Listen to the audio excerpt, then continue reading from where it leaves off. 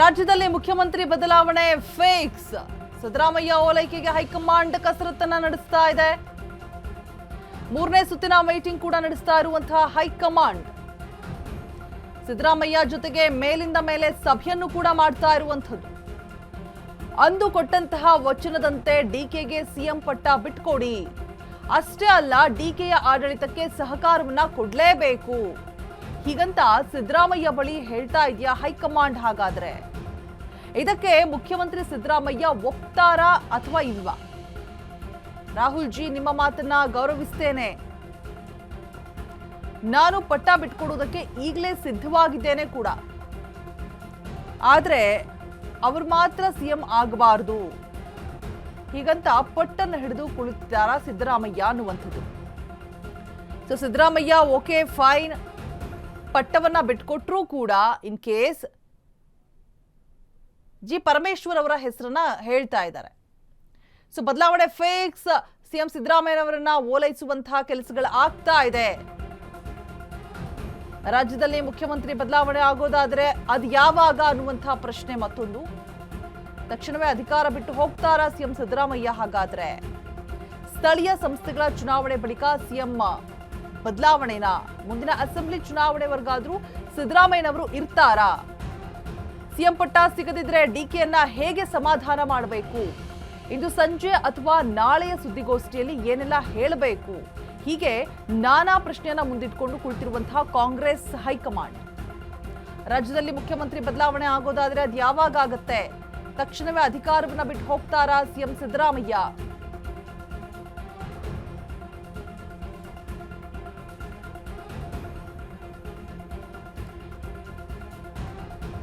S Pavan ಮತ್ತೆ ಡೆಸ್ಕ್ನಿಂದ ಸಂಪರ್ಕದಲ್ಲಿ join ಆಗ್ತಾ ಇದ್ದಾರೆ ಲೈವ್ ನಲ್ಲಿ. ಮುಂದಿನ ಅಸೆಂಬ್ಲಿ ಎಲೆಕ್ಷನ್ ವರೆಗೂ ಸಿದ್ದರಾಮಯ್ಯ ಇರ್ತಾರಾ ಇರೋದಿಲ್ವಾ ಅನ್ನುವಂತಹ ಕುತೂಹಲ ಪವನ್. ಈಗ ಸದ್ಯಕ್ಕೆ ಲಭ್ಯ ಆಗ್ತಾ ಇರುವಂತಹ ಮಾಹಿತಿಯ ಪ್ರಕಾರ ಏನೆಲ್ಲ ಅಪ್ಡೇಟ್ಸ್ ಇದೆ ಪವನ್? ರೋಜಾ, ಈಗ ಸದ್ಯಕ್ಕೆ ಏನು ಬೆಳಿಗ್ಗೆಯಿಂದ ಮ್ಯಾರಥಾನ್ ಮೀಟಿಂಗ್ ಮಾಡ್ತಾ ಇದೆ ಕಾಂಗ್ರೆಸ್ ಹೈಕಮಾಂಡು. ಒಂದು ಲಾಜಿಕಲ್ ಎಂಡಿಗೆ ಬರಬೇಕಾಗಿದ್ದಿದೆ. ಯಾಕೆ ಅಂದರೆ C M Siddaramaiah mass leader, 2 ಸಾರಿ ಚೀಫ್ ಮಿನಿಸ್ಟರ್ ಆಗಿರೋದು. ಹೀಗಾಗಿ ಅವ್ರನ್ನ ಏಕಾಏಕಿ ಇಳಿಸೋಕ್ಕಾಗಲ್ಲ. ಅವರಿಗೆ ಪರ್ಯಾಯವಾಗಿ ಏನು ಮಾಡಿಕೊಡ್ಬೋದು? ಸಿ ಎಂ ಸ್ಥಾನದಿಂದ ಕೆಳಗಿಳಿಸಿದ್ರೆ ಸಿದ್ದರಾಮಯ್ಯನವ್ರನ್ನ ಖಾಲಿ ಶಾಸಕನಾಗಿ ಕೂರ್ಸೋಕ್ಕಾಗಲ್ಲ. ಕಳೆದ 17 ವರ್ಷಗಳಿಂದ 2009ರಿಂದ ಸಿ ಎಂ ಸಿದ್ದರಾಮಯ್ಯನವರು ಶಾಸಕಾಂಗ ಪಕ್ಷದ ನಾಯಕನಾಗಿ, ವಿಪಕ್ಷ ನಾಯಕನಾಗಿ, ಸಿ ಎಂ ಆಗಿ ಅಧಿಕಾರ ಅನುಭವಿಸಿದ್ದಾರೆ. ಹೀಗಾಗಿ ಸಿದ್ದರಾಮಯ್ಯ ಈಗ ಕರ್ನಾಟಕದಲ್ಲಿ ಟಾಲೆಸ್ಟ್ ಲೀಡರ್.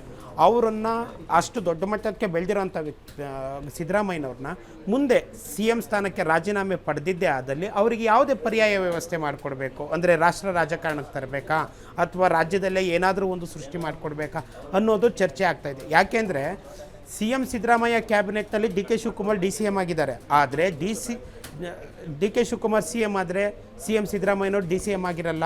ಅಂದರೆ ಅವರು ದೊಡ್ಡ ಮಟ್ಟದ ನಾಯಕ. ಹೀಗಾಗಿ ಅವ್ರಿಗೆ ಪರ್ಯಾಯ ವ್ಯವಸ್ಥೆಯನ್ನು ಅಂದರೆ ರಾಷ್ಟ್ರ ರಾಜಕಾರಣಕ್ಕೆ ಬನ್ನಿ, AICC ಅಧ್ಯಕ್ಷರಾಗಿ ಅಥವಾ ರಾಜ್ಯಸಭೆಯ ವಿಪಕ್ಷ ನಾಯಕನಾಗ್ರಿ ಅನ್ನೋದು ಹೈಕಮಾಂಡ್ ಹವಾಲಿರ್ಬೋದು. ಹಾಗಾಗಿ ಅದನ್ನು ಒಪ್ಪಿಸ್ಬೇಕಾಗತ್ತೆ, ಅವರನ್ನು ಮನವೊಲಿಸ್ಬೇಕಾಗತ್ತೆ. ಯಾಕೆಂದರೆ ಸಿ ಎಂ ಸಿದ್ದರಾಮಯ್ಯನವರು ಎಂದೂ ಕೂಡ ರಾಷ್ಟ್ರ ರಾಜಕಾರಣಕ್ಕೆ ಹೋಗ್ತೀನಿ ಅನ್ನೋದನ್ನ ಹೇಳ್ತಾ ಇರಲಿಲ್ಲ. ಹೀಗಾಗಿ ಅವರನ್ನು ರಾಷ್ಟ್ರ ರಾಜಕಾರಣಕ್ಕೆ ಬನ್ನಿ ಅನ್ನೋ ಮನವೊಲಿಸೋದು ಹೈಕಮಾಂಡ್ ನಾಯಕರ ಮೇಲಿರೋಂಥ ಟಾಸ್ಕು. ಹೀಗಾಗಿ ಅವರಿಗೆ ಹಂತ ಹಂತವಾಗಿ ಮೀಟಿಂಗ್ ಮಾಡಿ ಅವರನ್ನು ಒಂದು ಹದಗೊಳಿಸಿ ಅವರಿಗೆ ನೀವು ಕನ್ವಿನ್ಸ್ ಆಗಿ ನೀವು ರಾಷ್ಟ್ರ ರಾಜಕಾರಣಕ್ಕೆ ಬನ್ನಿ, ನಿಮ್ಮ ಸೇವೆ ಕರ್ನಾಟಕಕ್ಕೆ ಸಾಕು, ಇನ್ನು ರಾಷ್ಟ್ರಕ್ಕೆ ಬೇಕು. ಹೀಗಾಗಿ ನಿಮ್ಗೊಂದು ಅವಕಾಶ ಇದೆ. ಈಗ ರಾಜ್ಯಸಭೆ ಚುನಾವಣೆ ಇದೆ. ಈ ಚುನಾವಣೆಯಲ್ಲಿ ನಿಮ್ಮ ರಾಜ್ಯಸಭೆಯಲ್ಲಿ ನಿಮ್ಮನ್ನು ಆಯ್ಕೆ ಮಾಡಿಕೊಂಡು ರಾಷ್ಟ್ರ ರಾಜಕಾರಣಕ್ಕೆ ಪವನ್ ಸಿದ್ದರಾಮಯ್ಯನವರು 1973ನಲ್ಲಿ ಒಂದು ಸಾರಿ ಮೈಸೂರು ಲೋಕಸಭಾ ಕ್ಷೇತ್ರಕ್ಕೆ ಸ್ಪರ್ಧೆ ಮಾಡಿದರು.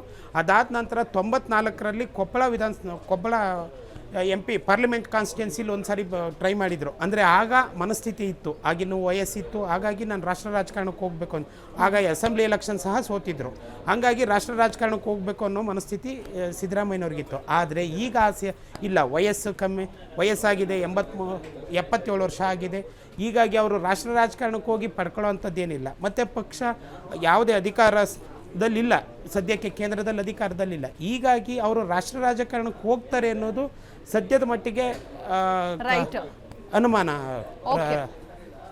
ರೈಟ್ ಪವನ್, ಥ್ಯಾಂಕ್ ಯು ತಮ್ಮೆಲ್ಲ ಅಪ್ಡೇಟ್ಸ್ಗಾಗಿ.